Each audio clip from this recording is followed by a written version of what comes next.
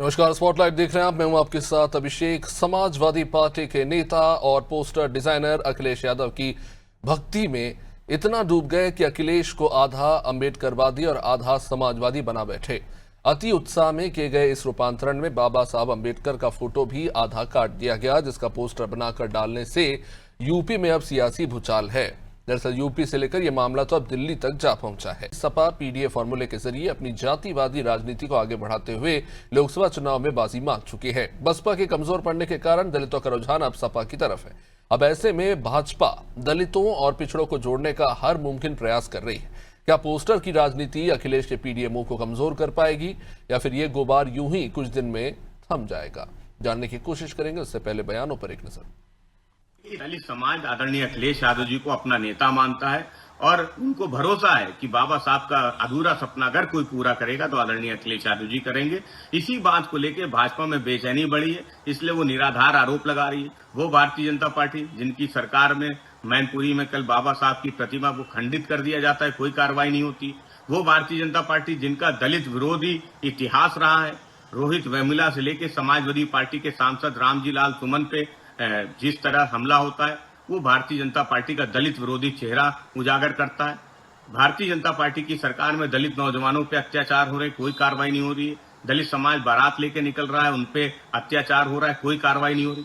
इसलिए आज भारतीय जनता पार्टी बेचैन है, इसलिए वो निराधार आरोप समाजवादी पार्टी पे लगा रही। देखिए, बाबा साहब के बराबर फोटो काट करके जिस तरीके से लगाया, क्या हैसियत है समाजवादियों की इस तरीके की? बाबा साहब का जो सम्मान माननीय मोदी जी ने किया है, पंचतीर्थों का निर्माण कराया और बाबा साहब के संविधान को सबसे पहले लोकसभा में जाते ही माननीय प्रधानमंत्री जी नमन करते हैं। और समाजवादी पार्टी लगातार दलितों को कुचलने का काम करती है, बाबा साहब को भूमाफिया बताती है। समाजवादी पार्टी का क्या यही चरित्र बचा है? समाजवादी पार्टी के इस कृत्य को भारतीय जनता पार्टी का एक एक कार्यकर्ता जवाब देने के लिए बैठा है। और अखिलेश भगाओ, संविधान बचाओ और बाबा साहब का संविधान सम्मान बचाओ। दलित समाज आदरणीय अखिलेश यादव। चलिए, दिलचस्प है इस मामले में जहां एक तरफ बीजेपी सपा पर तो सपा भी बीजेपी पर अपमान करने का आरोप लगा रही है बाबा साहब अम्बेडकर का। इसके पीछे कितनी राजनीति है और कितना सच समझने की कोशिश करेंगे। आज हमारे साथ जुड़ रहे हैं बीजेपी से चंद्रमोहन चौबे, रविंद्र प्रताप सिंह समाजवादी पार्टी से, सुजीत सिंह वरिष्ठ पत्रकार, अरविंद अवतार आजाद पार्टी से हमारे साथ जुड़ चुके हैं। आप सभी का बहुत बहुत स्वागत है। सबसे पहले मैं समाजवादी पार्टी से ही सवाल करना चाहूंगा कि आरोप त्रुटिपूर्ण हो सकते हैं, कूट रचित हो सकते हैं, देश के आधार पर लगाए जा सकते हैं, लेकिन ये जो तस्वीर आप स्क्रीन पर देख रहे हैं उसको लेकर रविंद्र प्रताप जी, क्या जस्टिफिकेशन है समाजवादी पार्टी का? इसका जस्टिफिकेशन हमारे राष्ट्रीय अध्यक्ष जी दे चुके हैं।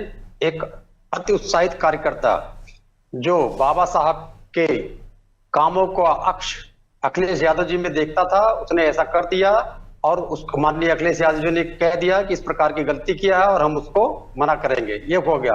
बात ये नहीं, इसको जो इवेंट बनाया जा रहा है उसमें भारतीय जनता पार्टी अपनी उस रणनीतिक चूक को और डिप्लोमेटिक चूक को जिसपे वो अमल नहीं कर पाई है, पूरा देश पूरा विदेश देख रहा है कि पाकिस्तान के विरुद्ध क्या किया, आतंकियों के विरुद्ध क्या किया। जब कुछ नहीं कर पाए हैं तो इस प्रकार का इवेंट बनाए हैं और इस ज्यादा अपमान मुंह से बोल के, ये तो मनोभाव था, मुंह से बोल के अमित शाह ने संसद में किया था। निकले थे क्या ये झंडा पताका लेके?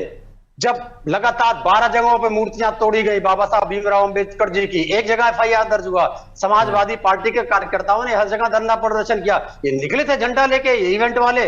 फिर पिछले 1 महीने में 6 दलित बालिकाओं का बलात्कार किया गया, जिसमें 2 की मेरे जानकारी में हत्या भी कर दी गई। तब ये निकले थे क्या? ये इनको केवल और केवल इवेंट बनाना है पाकिस्तान के साथ, जो पाकिस्तान ने भारत पे हमला किया है उसकी असफलता के नाते। और वो मनोभाव था एक कार्यकर्ता का, उस कार्यकर्ताओं को कन्वे कर दिया गया है कि आपने गलत किया। और बाबा साहब के खिलाफ जो भी अपराध इन्होंने किए हैं, उनके आरक्षण को तोड़ा है, उनके द्वारा दिए गई शक्ति जो दी गई है कि जनगणना कराएंगे, जनगणना आज तक नहीं करा पाए।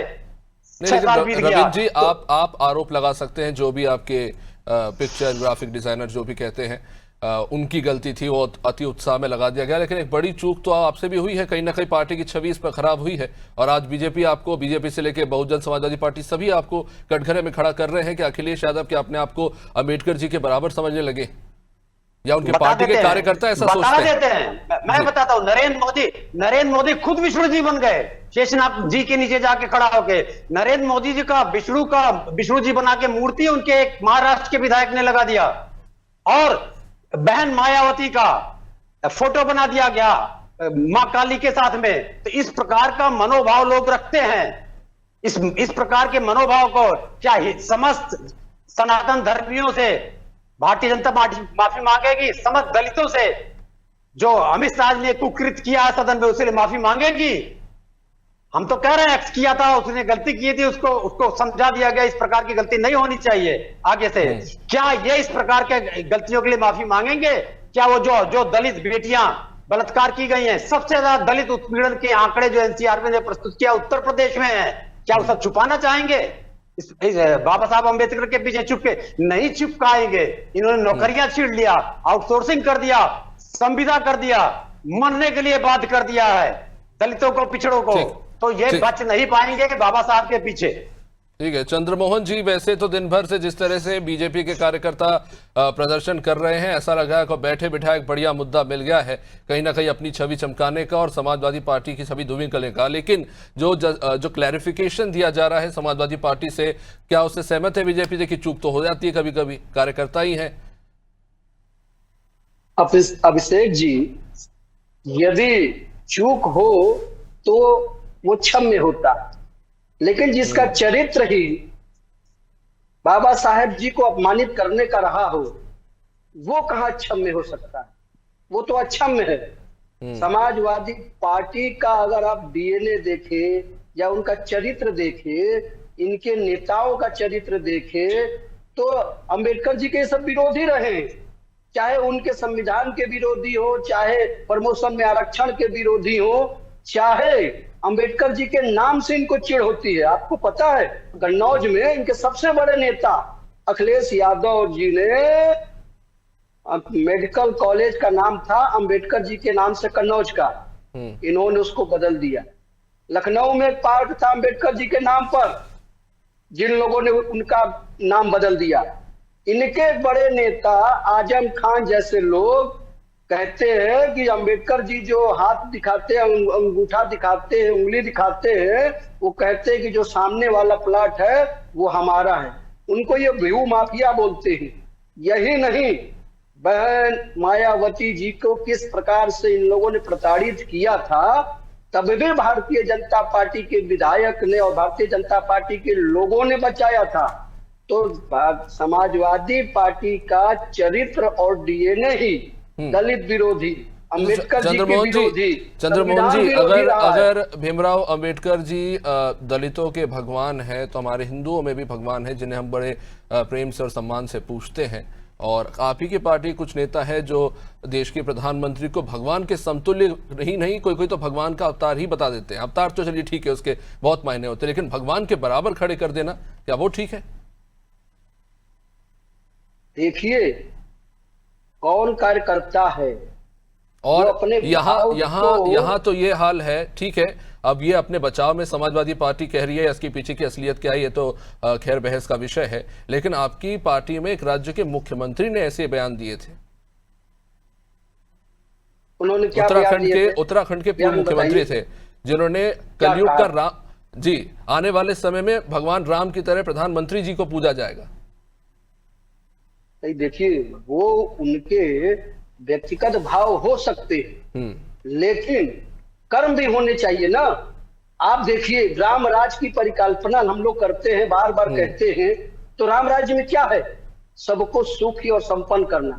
माननीय मोदी जी ने जो भी योजनाएं चलाई हैं, वो सबका साथ सबका विकास के लिए किया है। चाहे गरीबों के लिए अनाज हो, चाहे शौचालय हो, चाहे आयुष्मान कार्ड हो, चाहे जो है लोगों को आवास हो, चाहे जो है जनधन मुद्रा योजना हो, चाहे हर घर नल से जल हो, चाहे गरीब लोगों को गैस का कनेक्शन हो। तो राम राज्य में यही तो परिकल्पना थी। कभी कभी तो अति उत्साह में और कभी कभी ऐसा लगता है राजनीति में बहुत जल्दी में लोग बड़े बड़े शब्द जो है खर्च कर देते हैं। खैर, चंद्रमोहन जी ने जो आरोप लगाए हैं उस पर आप क्या कहेंगे कि सीधे तौर पर कहा जा रहा है कि एक तरफ तो आप पीडीए की बात करते हैं, दूसरी तरफ वो आरोप लगा रहे हैं कि अंदर ही आपकी पार्टी के ऐसे नेता हैं जो इन विचारों के पैरोकार नहीं, इनके समर्थक नहीं है। रविंद्र जी क्या कहेंगे इस पे? कई ऐसी जो घटनाएं उन्होंने गिनाई उस पर। इसको धरती पे देख ले क्या है, ग्राउंड लेवल पे। जी, बाबा साहब अंबेडकर जी जनगणना कराना चाहते थे, नहीं हुआ। बाबा साहब अंबेडकर जी ने आरक्षण दिया था, आरक्षण को इन्होंने खारिज कर दिया, उसके खिलाफ हम लोग सड़कों पे उतरे, फिर बहाली हुई। आरक्षण याद है, कोर्ट के द्वारा दिलाया। उसके बाद में जो भी आरक्षण था वहां पर इन लोगों ने संविदा पे नियुक्तियां कर दिया, संविदा से हटा के आउटसोर्सिंग पे कर दिया। मतलब दलितों को, पिछड़ों को आरक्षण से ही वंचित कर दिया। ये बाबा साहब की मूलभूत परिकल्पना थी। अब ये क्या कहते हैं, जो इन लोगों को रटा दिया गया, ये सारे चैनलों पे जाइएगा, जो चंद्रमोहन जी ने बोला है, एंकर से लेके आपको छोड़ के, एंकर से लेके प्रवक्ता तक यही एक भाषा बोल रहे होंगे, दूसरी भाषा नहीं है। बाबा साहब किसने कहा था? अम्बेडकर जी को भूमाफिया किसने कहा था? अमित शाह जी ने क्या कहा था बताइए? अमित शाह ने क्या कहा था? अम्बेडकर जी अमित शाह ने क्या कहा था? अमित शाह ने क्या कहा था? अमित शाह ने, पहली बात तो आजम खान साहब ने ऐसा कुछ नहीं कहा। आप लोग चरित्र हनन करने का आदी है, नहीं कहा। मेडिकल कॉलेज का नाम कन्नौज का किसने बदला? अमित शाह ने क्या कहा था? अरविंद अवतार जी भी हैं आजाद पार्टी से हमारे साथ। अरविंद जी, किसने तोड़ी? अरविंद जी, हाल की जो स्थिति है ये थोड़ा समझना मुश्किल है कि बाबा साहब अंबेडकर जी के विचार खतरे में हैं या उनकी मूर्ति और पोस्टर्स। पाकिस्तान, ठीक है, आपके पास आऊंगा। और भी मेहमान जुड़े हुए हैं। अरविंद जी आप बोलिए। भारत देश की सुरक्षा पे बोलिए। ठीक है, वॉल्यूम डाउन कीजिए प्लीज। अरविंद जी को बोलने दीजिए। अरविंद जी आप अनम्यूट कीजिए, आपका ऑडियो नहीं आ रहा। रविंद्र जी जी रविंद्र जी, चंद्रमोहन साहब जी बोलो। आपका बहुत बहुत सम्मान है, आप इस लाइव डिबेट में हैं और इस टीवी लाइव शो का भी बहुत बहुत सम्मान, इस ऐसे मुद्दे को लेकर आए हैं। क्योंकि जो मुद्दा उठा हुआ है, मैं समझता हूं कि सिर्फ और सिर्फ राजनीति के लिए किसी का नाम लेकर ऊपर चढ़ना बहुत अच्छी बात नहीं है, क्योंकि ये एक विचारधारा है अंबेडकर साहब, और भाजपा की विचारधारा रही हो चाहे सपा की विचारधारा रही हो, ये उससे जनता वाकिफ है कि भाजपा की विचारधारा कौन सी है और सपा की विचारधारा कौन सी है। अभी तक बीएसपी की विचारधारा कौन सी थी, कौन सी है, और आजाद समाज पार्टी की विचारधारा भी सभी जानते हैं।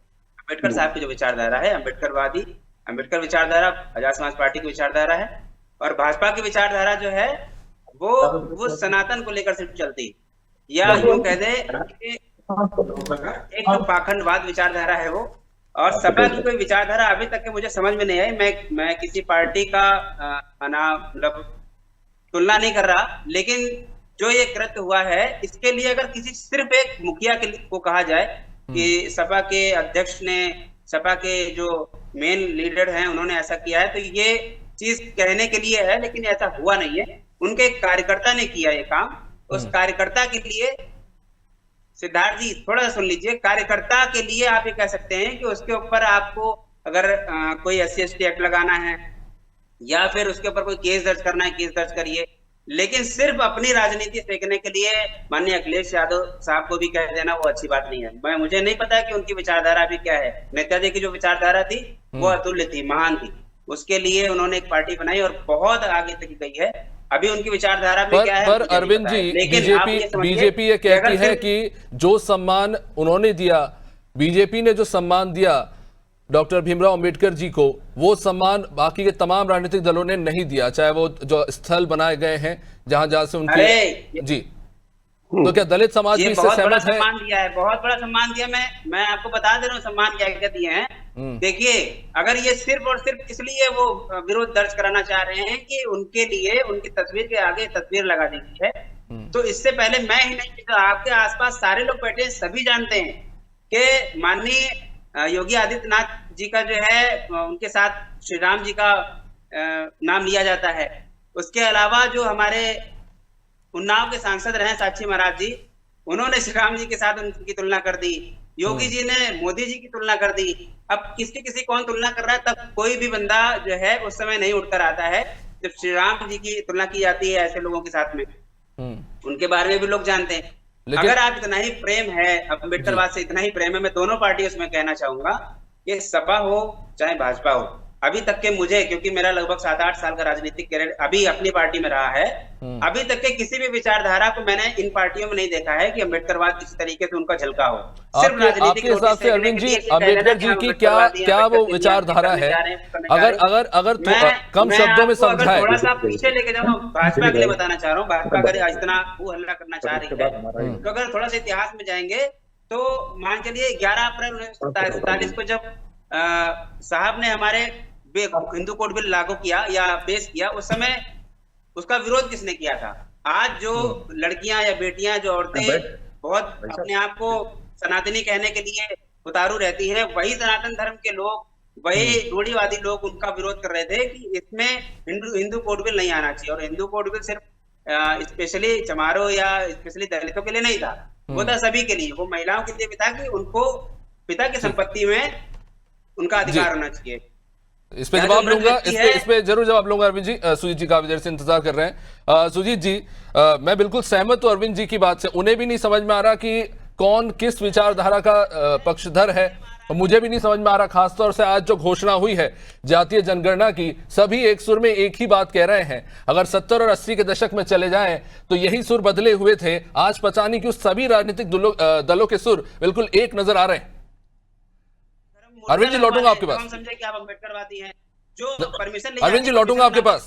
जी सुजीत जी, परमिशन के लिए आप मना कर दीजिए, आप परमिशन लेनी नहीं पड़ेगी। अरविंद जी का तार तो रोकिए सर। जैसे बाकी मंदिर है, बाकी मस्जिद वहां कर दी जाती है, तो हमारे अम्बेडकर साहब की मूर्ति लगा दें, ठीक। कोई किसी का नाम नहीं उठता, कोई अरविंद जी, समय थोड़ा सीमित है, मैं चाहूंगा कम शब्दों में लोग अपनी बात रखें। सुजीत जी आप बोलिए।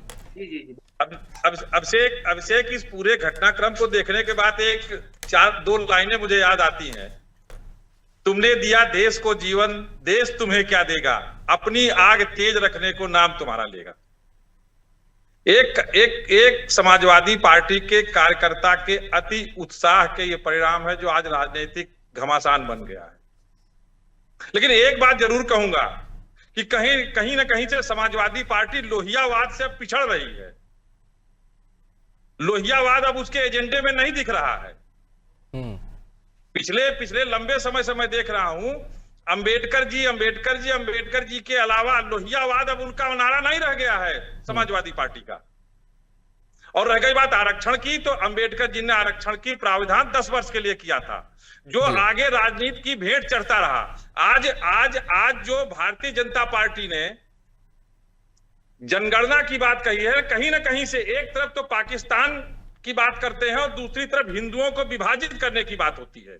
मैं ये जो जाति जनगणना हो रही है, इससे अपने को सहमत नहीं पाता, और इससे एक बहुत बड़ा वर्ग सहमत नहीं पाता। हिंदुओं को विभाजित करने की सुजीत जी, क्या लगता है कि एक जातीय राजनीति का नया अध्याय शुरू होने जा रहा है? मुझे लगता है कि हिंदुओं को विभाजित करने की राजनीति शुरू हो गई है। और हिंदुओं का विभाजन जो होगा वो कहीं ना कहीं से जो पाकिस्तानवाद है। पर सुजीत जी, यही तो बड़ा कंसर्न है ना, क्योंकि हिंदुत्ववादी पार्टी मानी जाती है भारतीय जनता पार्टी। अगर आप कह रहे हैं कि ये एक तरह का डिवाइसिव पॉलिटिक्स है, तो इसके पीछे कारण क्या है? कारण राजनीति है। इनका मुद्दा उठा करके उन्होंने ठंडे बस्ते में डाला, विरोध किया, संसद में विरोध किया, विधानसभाओं में विरोध किया, मंचों पर विरोध किया, और विरोध करने के बाद में फिर उसको उसी तरह से लपक लिए जैसे देवीलाल ने हरियाणा में सभा की थी, और एक बहुत बड़ी सभा की, और विश्वनाथ प्रताप सिंह ने मंडल कमीशन लागू कर दिया था उसको डाइवर्ट करने के लिए। तो कहीं ना कहीं से जो देश के सामने अभी एक घटना हुई है, उस घटना को भी तो पीछे करने के लिए ये परिणाम सामने है आपके। टाइमिंग की बात कर रहे हैं सुजीत जी, क्या कहेंगे चंद्रमोहन जी? किया गया है, उसको डाइवर्ट कर दिया गया और इनकी राजनीति उठा ली गई है, बस इतना हुआ है। आप विपक्ष पर जातिवादी राजनीति आरक्षण के नाम पर और ये जनगणना के नाम पर लगाते रहे, अब प्रखरता से आप ही के पार्टी के नेता इसे ऐतिहासिक फैसला बता रहे हैं। चंद्रमोहन जी, आखिर क्या बदल गया? फैसला नहीं हो सकता। अभिषेक जी, जैसा कि आपको जानकारी है कि हर 10 वर्ष पर भारत में जनगणना होती है, जो इस बार नहीं हुई और है। जनगणना नहीं सुनिए तो, जी जनगणना जो है कोरोना काल के समय में कुछ कारणों से ऐसी स्थितियां बन गई थी कि नहीं हुआ। चंद्रमोहन जी, मैं वही आपको बताना जनगणना चाहूंगा, होगी। सिर्फ भारत नहीं, अलग अलग देशों में भी कोविड आया था और उसके बाद वहां भी जनगणना हुई है। खैर, मुद्दा यह है कि क्या बदल गया है। कास्ट सेंसस पे बात करते हैं। नॉर्मल सेंसस तो खैर होनी ही चाहिए रेगुलरली। जी चंद्रमोहन जी।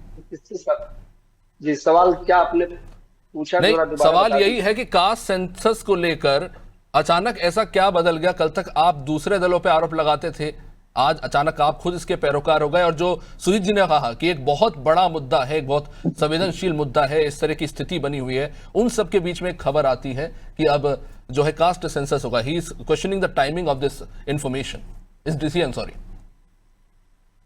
अभिषेक जी, भारतीय जनता पार्टी ने कभी भी विरोध नहीं किया जातीय जनगणना का। आपको याद होगा, जातीय जनगणना का अगर विरोध किसी ने किया था तो स्वयं जवाहरलाल नेहरू ने किया था, स्वर्गीय इंदिरा गांधी ने किया था, स्वर्गीय राजीव गांधी ने किया था। अब इनका चरित्र बदला और अब उनके पोते इसका समर्थन कर रहे हैं। ये बड़ी दिलचस्प बात है। इनका समर्थन कर रहे हैं। भारतीय जनता पार्टी हमेशा सबका साथ, सबका विकास और सबका विश्वास को साथ में लेकर चलने का काम करती है। वो जातियों में कभी भी एक भी हमारी योजना नहीं है। जो ये चैनल पे आप जितने लोग बैठे हैं, इनमें से अगर कोई भी कह दे कि हाँ भारतीय जनता पार्टी सरकार की या एनडीए सरकार की ये योजना इस जात के आधार पर है, इस भाषा के आधार पर है, इस धर्म के आधार पर है, संविधानिक तौर पर भी संभव नहीं है, अन्यथा जो मानदंड तय किया उसके अलावा। लेकिन चंद्रमोहन जी, आज का जो मुद्दा है अंबेडकर जी के अपमान का, अंबेडकर जी के अपमान का जो मुद्दा है, सवाल तो समाजवादी पार्टी ने भी भारतीय जनता पार्टी पर उठाया है कि कुछ चंद दिनों के अंदर इतनी मूर्तियां टूटी हैं अंबेडकर जी की, इसके पीछे क्या कारण है। और चलिए, किसी ने तोड़ भी दी, पुलिस ने क्या कार्रवाई की। अभी मैं खबर पढ़ रहा था कि कुछ चंद दिनों के अंदर 9 मूर्तियां टूटी हैं, पुलिस एक आरोपी गिरफ्तार नहीं कर पाई। उत्तर प्रदेश के कानून की तो मिसाल दी जाती है दूसरे राज्यों में, सर भारतीय जनता पार्टी के नेता ही देते हैं। अभिषेक जी, भारतीय जनता पार्टी की सरकार और उसके काम करने का तरीका ये किसी से छिपा नहीं है और पूरा देश जानता है। माननीय योगी आदित्यनाथ जी के आने से पहले यहाँ की क्या दुर्व्यवस्था थी, क्या जंगल राज था। आज कानून का राज है, आज कानून की पटरी पर उत्तर प्रदेश शासन चल रहा है। वरना अभी ये जो जात की बात कर रहे थे, अभी इन लोगों ने क्या किया था। अभी सबसे अधिक आप बता रहे थे ना कि जात के नाम पर संविधान में है कि या धर्म के आधार पर योजनाएं नहीं बन सकती है। कैसी आप बात कर रहे हैं? कर्नाटका में मैंने कहा तय मानदंडों के आधार पर बन सकती है, और अगर उसमें कुछ आपत्ति होगी तो आप कोर्ट जा सकते हैं। ना अभिषेक जी, धर्म के आधार पर इस देश में कोई योजना बनाने का है ही नहीं, लेकिन कांग्रेस ने बनाया, समाजवादी पार्टी ने वो काम किया धर्म के आधार पर।